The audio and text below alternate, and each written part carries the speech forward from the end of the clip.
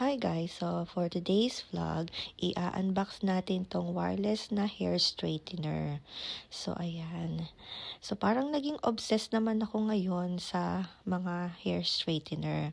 So kailangan ko kasi to guys pag nasa labas ako at tumikwas yung buhok ko kasi hindi sanay yung buhok kong maikse. So kailangan natin laging may dalang hair straightener. So ayan, may kasama na rin siyang wire pang charger at yung cover niya. So, ayan. So, parang same lang din siya nung isa kong may wire. Pero nga, ito ay wireless. So, ayan. So, ayan, meron siyang option kung gaano kainit yung gusto ninyo. So, ayan, na-charge na natin yung ating wireless hair straightener. So, itatry natin. So, ayan. So, napaka-light lang siya. Hindi siya mabigat, guys. At, ayan.